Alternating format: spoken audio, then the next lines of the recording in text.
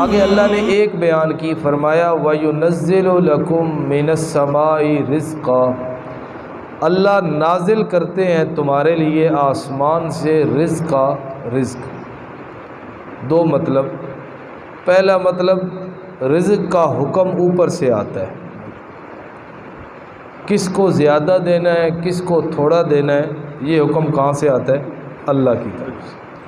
قرآن مجید میں جا بجا یہ آیت موجود ہے، اللہ یبسط الرزق لمن یشاء ویقدر، اللہ کی مرضی جس کے لیے چاہے رزق کشادہ کر دے، جس کے لیے چاہے رزق کو تنگ کر دے۔ یہ امر الہی ہے، اللہ کو پتہ ہے کس کو زیادہ دینا ہے کس کو تھوڑا دینا ہے۔ اس کی حکمت ہم نہیں جان سکتے، اس کی حکمتوں کو جاننے والا اللہ ہی۔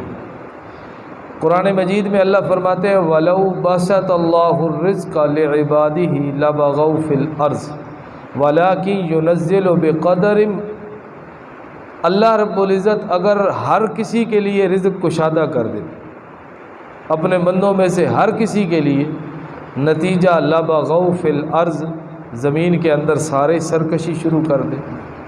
کسی کو اللہ نے بڑا بنایا، کسی کو چھوٹا، کسی کو امیر کسی کو غریب، کسی کے پاس رزق کی بہتات اور کسی کے پاس ایک وقت کا ہے دوسرے وقت کا میسر بھی نہیں ہے۔ اس کی حکمتوں کو ہم نہیں جانتے۔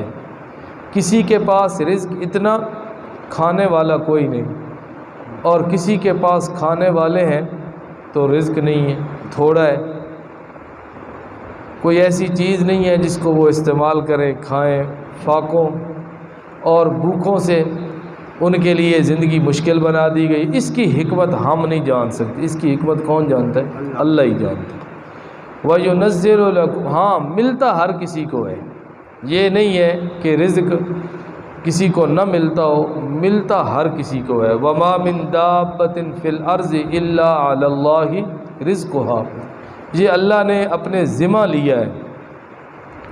اور نبی علیہ السلام کی حدیث ہے ان الرزق لیطلب العبد کما یطلبہ اجلہ او کما قال النبی صلی اللہ علیہ وسلم، رزق انسان کو ایسے تلاش کر لیتا ہے جس طرح موت اس کو تلاش کر لیتی ہے۔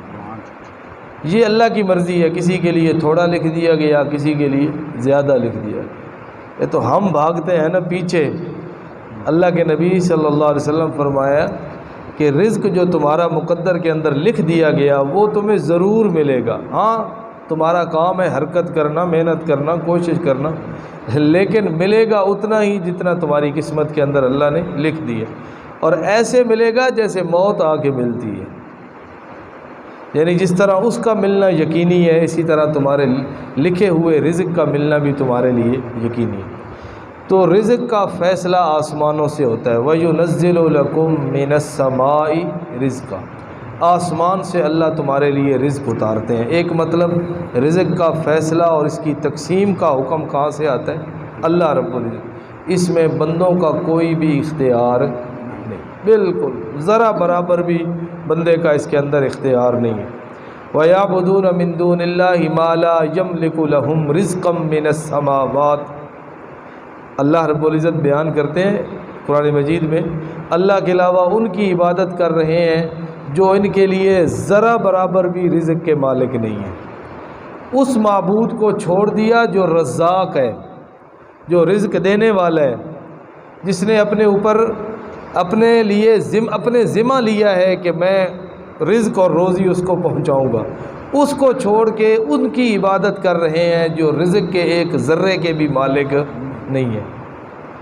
ایک مقام پہ اللہ فرماتے ہیں وَكَأَيٍّ مِّن دَابَّةٍ لَا تَحْمِلُ رِزْقَهَا اللَّهُ يَرْزُقُهَا وَإِيَّاكُمْ، انسان کو سمجھانے کے لیے اللہ کہتے ہیں کتنی زمین کے اندر چلنے والے ہیں، لا تحمل رزقها، وہ اپنا رزق روزی اٹھا کے نہیں چل رہے، لیکن اللہ یرزقها، اللہ ان کو بھی رزق دیتا ہے۔ اور یاد رکھو وَإِيَّاكُمْ، تمہیں بھی اللہ ہی رزق دے گا۔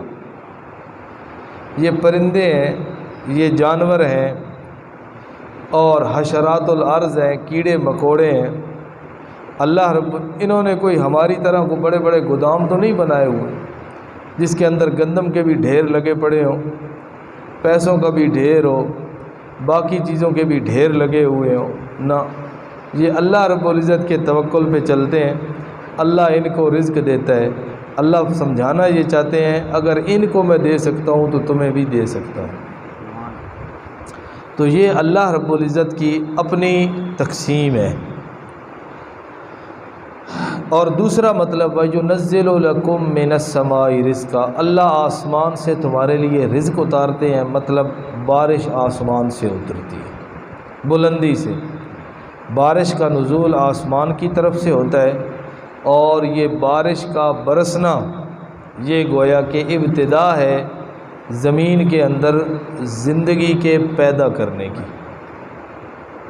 زمین کے اندر اللہ رب العزت نے انسان کا سارا رزق زمین کے اندر رکھ دیا، لیکن اس زمین کو زندگی کیسے ملے گی؟ جب آسمان سے بارش برسے گی۔ وَيُنَزِّلُ لَكُم مِّنَ السَّمَاءِ رِزْقًا، یہ مطلب ہے اللہ آسمان سے بارش اتارتا ہے، نازل فرماتے ہیں، اس کے بعد زمین کو زندگی ملتی ہے، پھل پھول پودے کھیت یہ ساری چیزیں پھر زمین سے نکلتی ہیں، جس سے انسان کے لیے اللہ رب العزت رزق کا سامان میسر فرماتے ہیں۔ وَمَا يَتَذَكَّرُ إِلَّا مَن يُنِيبُ، اللہ فرماتے ہیں اس کو سمجھتا وہی ہے، ان باتوں سے نصیحت وہی حاصل کرتا ہے، ینیب جو اللہ کی طرف رجوع کرنے والا ہے۔ یہی ایک نشانی ہی کافی ہے اپنے مالک کی پہچان کے لیے کہ یار ہمارا رازق کون ہے، ہمیں رزق دینے والا کون ہے، جس کے حکم سے ہمیں سب کچھ مل رہا ہے۔ عبادت اور پکار کے لائق بھی تو وہی ہونا چاہیے۔